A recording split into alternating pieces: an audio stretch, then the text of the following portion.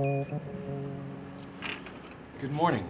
It has been a very long time since we've talked. I'm sorry for that.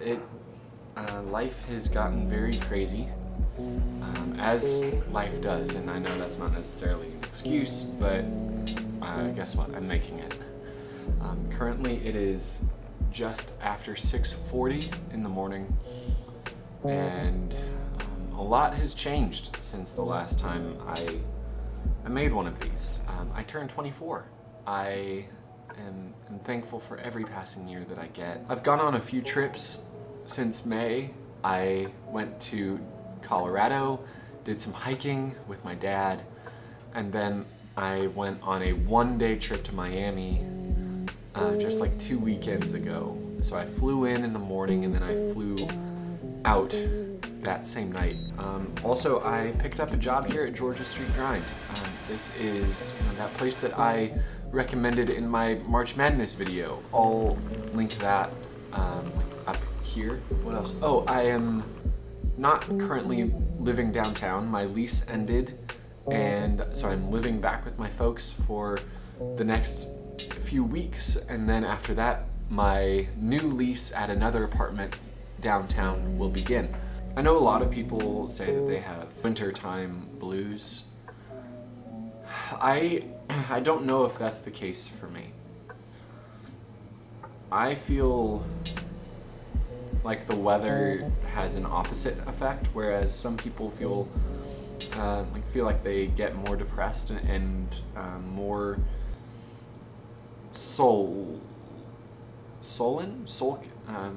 more sulken.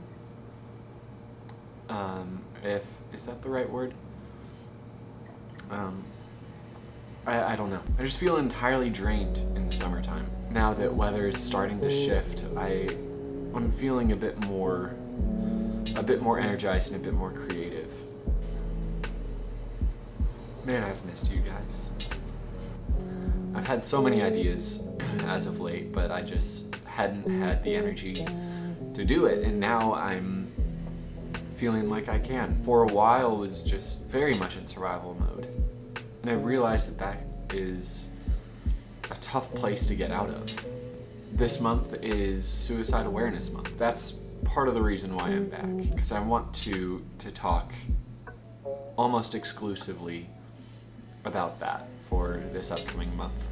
And just so you know, there's a trigger warning. These videos coming up are going to talk about my struggle with depression and anxiety and how that has affected me and my friends and my family and all of those relationships. But I have a few ideas here coming up in these next few weeks. It's something that we as a culture didn't talk about for a long, long time. And now we're getting to the point where we feel like we can. Mental health is just as important as physical health. When you're sick, you go to the doctor. But why is it so obtuse to talk about mental health? I mean, there's a reason that it's a part of your body, and there's a lot that happens up in your brain. And some of it is not that cool, and we need to talk about those things. We need to talk about it with your friends, with your family. When you admit the fact that you're not healthy, you can start looking at how to become healthy.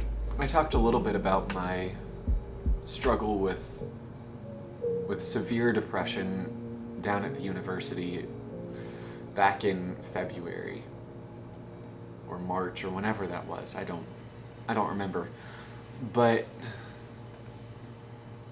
I want to talk a little more in depth and less vague and cryptic.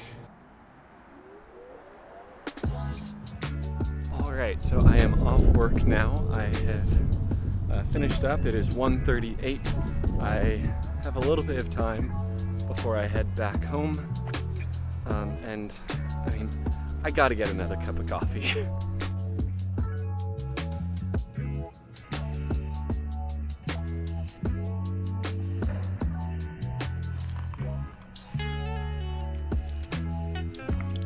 So obviously, I want you to come and visit me at Georgia Street Grind, but if you don't, make it over to Dry Bones Mud House. They have amazing coffee, and the owner, Danny, just mention my name and he will give you not only a high five, but an embarrassing story about me.